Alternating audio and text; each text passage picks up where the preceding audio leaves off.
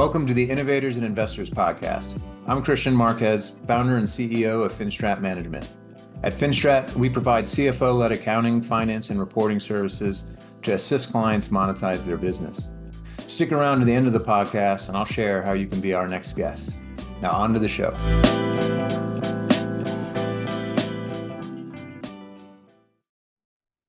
Hello, and welcome to another episode of the Innovators and Investors Podcast. I'm your host, Christian Marquez, founder and CEO of FinStrat Management. With us today, we have Dr. Yvonne Luch. Yvonne is the investment director with Lam Capital. Yvonne, welcome to the podcast. Thank you, Christian, and thank you for having me on this podcast. I'm very excited. Our pleasure. So with that, let's start with Lam Capital. What's the firm's investment thesis? So Lam Capital is short for Lam Research Capital, and Lam Research is one of the 5 biggest semiconductor equipment manufacturers worldwide. Many people know Applied Materials. Sometimes I like to say Lam Research is the small sister of Applied, or the smaller. But we are market leader in very specific sectors. We are focusing on etching and deposition and cleaning. And the good news is, like in the semiconductor industry, the smaller the semiconductor chips become, or the smaller the filter become, the more like they go in the third dimension, like in this direction, and the more layers you need. Therefore, the more layers you need, the more Lam equipment you need. So eventually, it's a very good time in the market to be in the semiconductor space. And we do investments in startups along the whole value chain, from material-related technologies to products and systems. And of course, semi-equipment is in between there, but it's also about sensors, it's about robotics, sustainability is a very important topic, automation is an important topic. You cannot invest nowadays without saying AI. That touches almost every investment. And other than that, we are a kind of typical minority startup investor with a strategic focus. And we probably come to that later a little bit more. And what does your day-to-day look like as investment director? Day-to-day is talking to startups, talking to our business people, what their needs are and how we can help them, reading things, learning things, because as an investor, you are digging into new technologies and new concepts all the time. So you also have to educate yourself to some extent to keep up. Okay. I'm sure we can devote an entire episode to the macroeconomics trends around chips. But for benefit of our audience who are not as familiar with the space, what are just some of the, so we know demand is there. I think it's probably a safe bet to say that a significant portion of it is driven by artificial intelligence. But what are some of the key macroeconomic themes that are impacting the chip market right now? Of course, there is like debates about, which countries are working together and where you can deliver equipment or not. Of course, because we are building equipment, we are also dependent on material supply, and this is worldwide. So this is all influencing our market position. But in the large scheme, I don't want to repeat it, but in the large scheme, semiconductors are going to be everywhere, not only in the data center, but only on the what people call edge. Because of the advancements of AI, generative AI, this will influence our lives, hopefully in a good way, in many, many different areas. But that also means that even more devices, not only your phone and not only your TV, but also other devices become smarter and smarter, and they all have some semiconductor chips in them. So the overall large macroeconomic trajectory is growth, which is good. And it is definitely fueled by the advancements of AI, but it's also, it's still consumer electronics. It's also cars or electric vehicles or automated vehicles, even though this is not very trendy today, and investors always like to follow trends or make trends, but it's not going away on the other hand.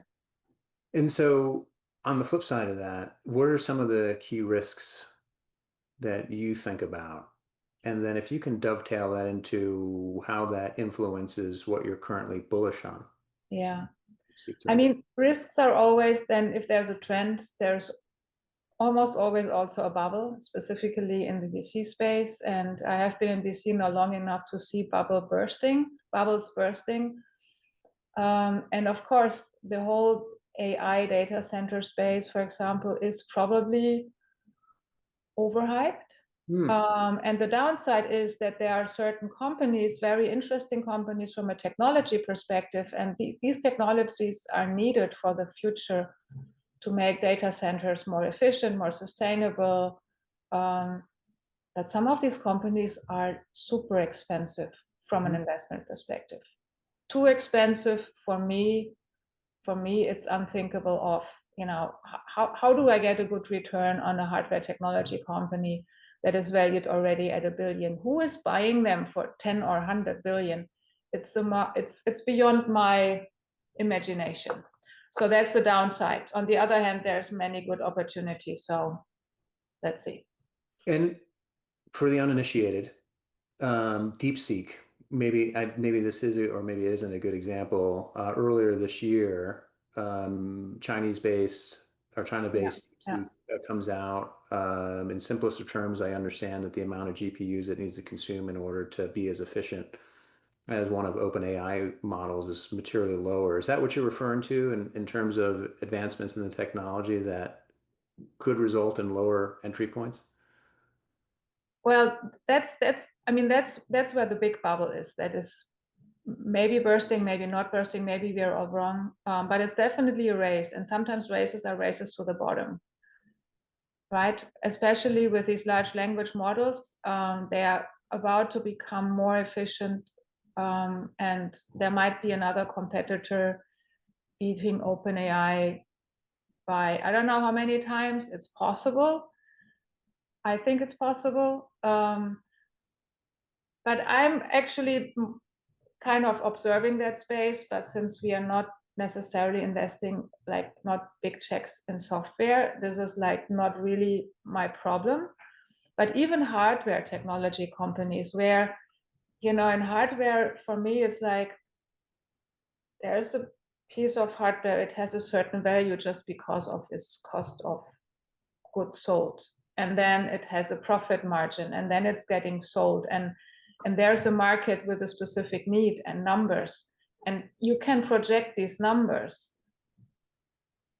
But then there's a valuation where I'm like, this doesn't make sense.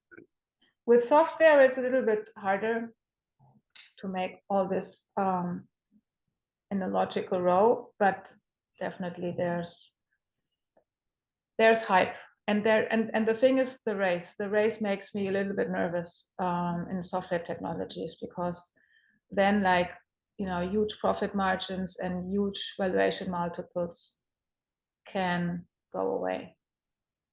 Well, I'd love before we get into then what you are currently focused on, can we take a step back? I'd love to know what your professional career progression was leading up to Lam. Well, if you would have asked me probably exactly 10 years ago where I would be today, I would have asked you whether you are crazy. So more or less, like probably the day, like maybe it was June, sorry, we're already in June. Maybe it was June 18, maybe it was May 12, I don't know exactly. So I was working in a corporation back in Germany, very corporate, very operational job. But I told my leadership management team that I want to do something else. I want to go abroad. I want to serve the company in a different country. And then I got a call from HR, and they told me, Yvonne, we have a very interesting job for you in Silicon Valley. And I'm like, Silicon Valley? Seriously? What am I going to do there? I have no idea about startups and innovation, and they were like, you figure it out. And that was it. And I mean, and this was like a life-altering moment, that they asked me, that I applied for the job and I got the job. And I came to Silicon Valley more or less 10 years ago. And I did not start in venture. I started in business development and innovation scouting. But since I was working with startups and I was looking after startups and talking to them, I had also to learn how venture works, at least on a higher level, to understand, how mature they are, will they survive another year or not. And that made me very, very excited about venture capital. And then I needed to become a venture capitalist. And fast forward, I became a VC. I did VC or corporate VC for 7 years for Bosch Ventures, this German company that gave me the chance to move to US in the first place. And I'm very thankful for that. And then half a year ago or 8 months ago, I joined Lam because I thought the time is right to jump ship, to leave the corporate behind I have been working with for 22 years, to do something new, and to join Lam because, semiconductor is currently a good place to be. And a bunch of questions, but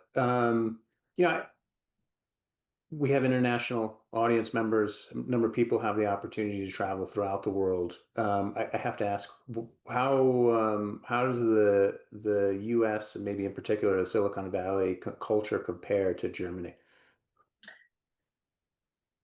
It's very interesting because I traveled a lot to Asia with my last job back in Germany, and I was actually almost certain that I would end up in China or in Japan or in Korea. These were the countries I was at that time preferring because my customers were there, all my international interfaces were there, and then they offered me a job in US. US was not attractive to me because I thought, well, it's like Europe, right? It's just further away. I couldn't be more wrong, even though we look the same. And that's the difference with Asia, right? I mean, it sounds awkward, but people look different, and then you think they are different. Here, I mean, people look the same, but they are not. I mean, the culture is very, very different. In a good way, not always in a good way, but very often in a good way, specifically for innovation, for startups and VC. Well, and so let me build on that. So particularly in Silicon Valley, there's a perception that it has its own subculture, especially as it pertains to investing. Is there truth is deal momentum extremely fast? Do you find that it's really network driven? What's your experience been being in the Bay in the last couple of years? So I was amazed how human connection driven the whole business is. I mean, after all, every business comes back to human relationships, but specifically in venture, the good deals, you don't find them in the internet or on PitchBook. You find them because you have friends, they are talking to friends, and then you talk to these friends and you meet them at random events. And so I had to build my own network, which was a little bit intimidating, but also a lot of fun. But I was impressed and also surprised how network and human relationship driven the business is. And that's where Silicon Valley has its unique advantage. Not because the people are smarter, or I mean, smart people are everywhere, but the density is the distinguishing thing. The density just of VCs, of law firms, of the whole support system, financial institutions, investment banks, or whatever, they all support the startup ecosystem, the accelerators, the universities, everything. There was a person, he told me once, Yvonne, Silicon Valley is two kinds of people, or two groups of people: the startups and the supporting ecosystem, including Starbucks, even though it's not from here. So the thing is, the density is so high. There's a lot of universities, accelerators, but for sure the money, right? Power eventually gets to some extent where the money is. And people come here to fundraise, even though they don't start their company here. They come here to fundraise, and then they probably move their company to here, or at least they have some sales representation because a lot of customers are here. The FANGs are here. Again, the density makes it a unique place. Makes good sense. Okay, so fast forward, it's now your investment director at Lam. What are you currently bullish on, and what has your attention? Yeah. So again, the AI data center is, undebatable. It's there, it's coming, it's growing. There are many areas where we can contribute and where we want to invest in new technologies. And the thing is with data centers, they work, they exist, but they are too power hungry. And you have to mitigate that. And eventually, it is about moving data more efficiently from A to B, whether this is within the rack or rack to rack or between data centers. It is how you bring power to the chips. Like power conversion from like 400 volts coming into the data center to 48 volts distributed up to 1 volt or less than 1 volt. That's the power, the voltage that is used to power the chips. Power conversion is a super interesting space, and the other is like, interconnections, interconnectivities, and people are talking about optics now, not only between data center, but also within the data center, because copper comes to its limits. How much power it can deliver at what energy that is power that is lost. So these are super interesting areas. But then also on the technologies area, everyone is talking about light out fabs, like semiconductor fabs will run fully autonomously. So that means that our equipment, our machines have to become self-aware. Like a tool is not a stupid tool anymore. It becomes its own robot. Like it can maintain itself. It can change like spare parts by itself. And it also observes, how well it functions, preventive maintenance, blah, blah, blah. So all of this, the automation and the robotics part for our own equipment is also a super interesting space. And then also sustainability, as I mentioned, one is like how our products can make the world and the data center more sustainable, like consuming less power, less energy, but also how we can make the production of the chips in the first place more efficient, like how we reduce the power consumption of our own equipment, and how we use less harmful chemicals, or if we have to discard them, we do this in a sustainable way. The whole value chain is therefore important to us, and that's areas I'm looking at. Okay. So you identified a potential investment. It fits the thesis. What does due diligence look like for you? Yeah, so since we are, and I want to emphasize on this, we are a strategic investor. We don't invest only for financial return. We also want to see a strategic relevance. And that means I want the business units to be, or the product groups to be excited about that company, and they have an idea how to work with them. So I spent considerable amount of time with my business counterparts at Lam to figure out how are we going to work with that company. If we figure that out, the due diligence, on the other hand, is like very similar to any financial VC. We still want to see, what is the position of the startup in the market? How does the competitive landscape look like? What makes them unique? How does the business model look like? What is the market projections, the market overall, and how big can they grow in the market, with the market? The team, you can never overemphasize how important the team is, how important the CEO is, the leadership team, other investors. How cheap is the company? How expensive are they? Do we see a reasonable exit in a couple of years or not? all these things are the typical due diligence questions you have to answer for yourself. And what stage do you find that you're typically investing in? Yeah, so we are to some extent stage agnostic, but I would say the sweet spot is somewhere between Series C and maybe an early B. Okay. Yeah. And will you lead? We do lead in selective cases, I would say, if we really think the company is so super strategic and they really need our help that we even lead, then we do that. In some other cases, we think it is better if another financial VC takes the lead because we don't want to paint the company like as a Lam subsidiary.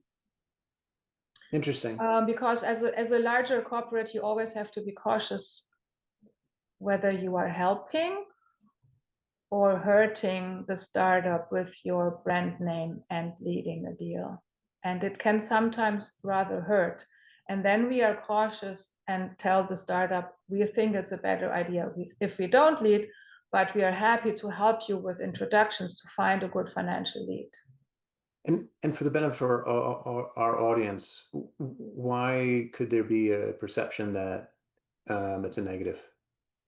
Because they can scare away competitors or put, I mean, if it's a super direct competitor, then we probably want them to stay away, but there are like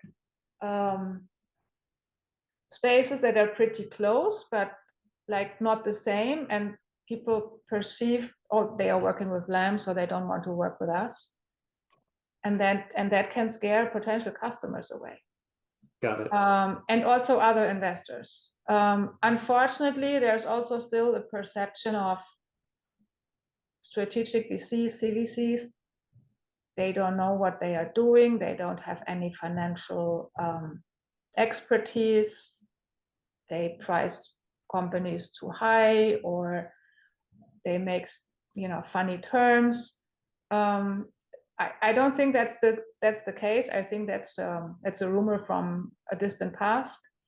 But we have to be cautious, and we don't want to hurt the companies, because if we really want to work with them, that wouldn't help us either if we hurt them. Sure.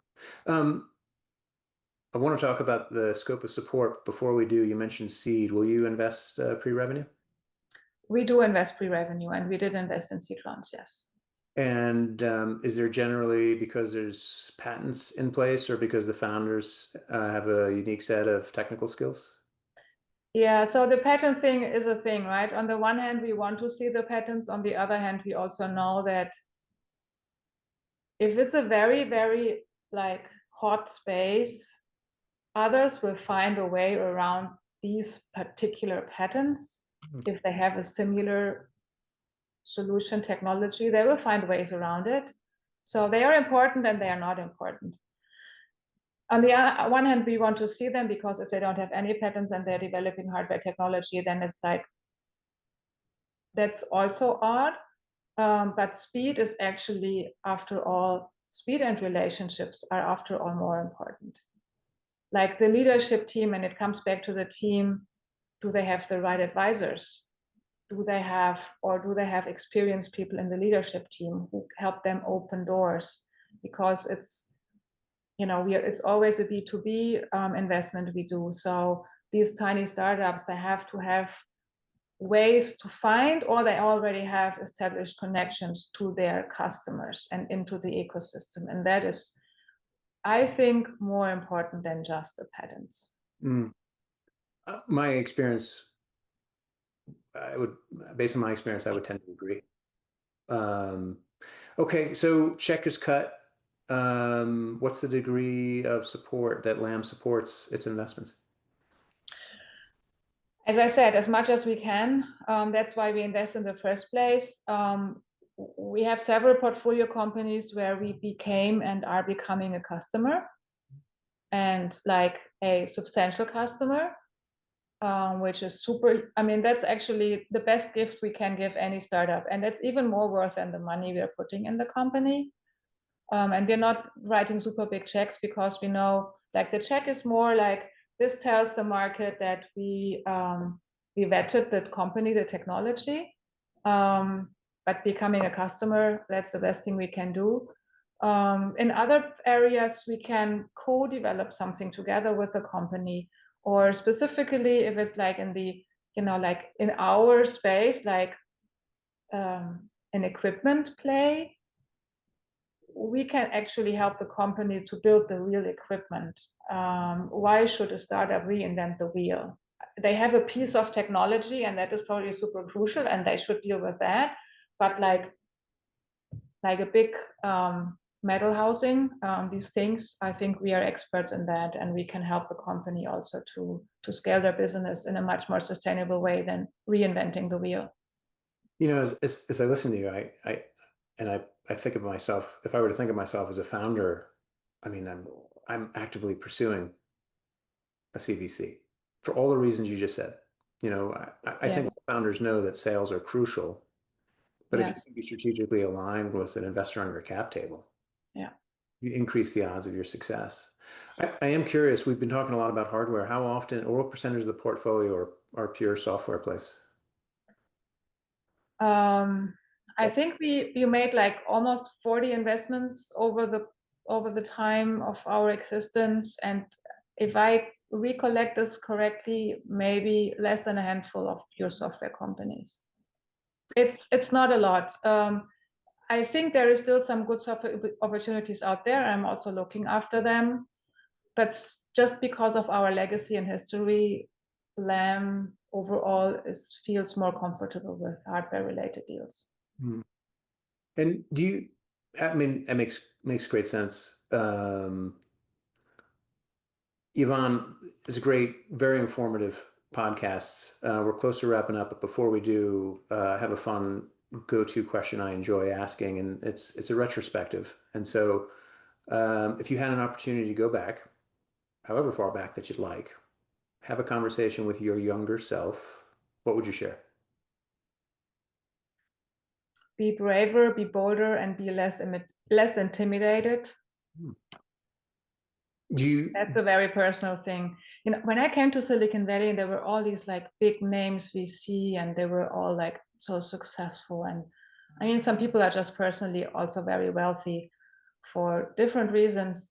And I was like this unknown person from a little village in Germany. But it doesn't matter. Eventually, it doesn't matter. You have to build your own network, but you have to be brave to do that. You have to get out there. You have to leave the door. I mean, I did that, but do this even more. Like also like having the opportunity, and thanks Christian for giving me the opportunity talking on this podcast and like being out there. You have to be a little brave to do that. Not very much because you're so nice, but all these things contribute to success. So be brave and not be intimidated. I think it's brilliant advice. Um, you know, there's and I'm not going to even attempt it, but there's the old Roosevelt quote of being the person in the arena. It's not the critic who counts, and you know, it's hard to put yourself out there. But I think the next thing I ask is, what's your downside? Everyone has to figure it out at some point. Yeah. So totally agree. Um, I would love to also give you an opportunity to give a shout out to anyone in your career who's had a material impact on your success. Whoever they may be, is there anyone you'd like to thank? There are too many people to name out a single person, but I mean, I got tons of supporters within Bosch throughout my career, and the people, for example, who believed in me to send me to US, or they gave me the chance at least to come here. But also, like, I mean, my current employer, Lam, right? They also gave me the opportunity, and then there's so many people. As I said, when I came here, when I go to these random networking events, and then you talk to people, and then they introduce you to someone else, and this introduction might be very valuable. You never know, right? Your support system is probably much bigger than you think, but there's not a single person. It's the village, right? Well, it, I agree. If you were, if someone were to ask me something similar, I think I would say the same thing. My sense. Maybe, maybe my husband. Okay. Hey, He gave up everything in Germany and just joined me on my journey and the adventure. I mean, and that's still, unfortunately, a pretty rare case. Very often it's the other way around, like the wife follows her husband. So I'm very proud of my husband, and I'm very thankful that he took this adventure with me. what's his name? Klaus, very German. I brought him from Germany. There you go. Shout out to Klaus. Great job. I love it. Yeah, it's funny. I'm sure that we would find people we could have a debate with, but I would tend to agree. I like the idea of paying it forward, helping out when I can, um, because it isn't. I don't know that it's hard, but it's not necessarily easy per se. So yes, anyone who will take a time, I think, to help someone else without looking to get anything out of it, kudos to them. I agree. Yes. Um, Yvonne, thank you so much for your time. If there are any member of our audience who'd like to get a hold of you or learn more about Lam, how can they find you? You find me on LinkedIn. I think there's only one Yvonne Lutsch there. You find me on our Lam Capital. I think it's lam-capital.com website. I'm out there. Fantastic. And again, Yvonne, thank you for the benefit of our audience. Dr. Thank Yvonne, you, Christian. Thank you so much.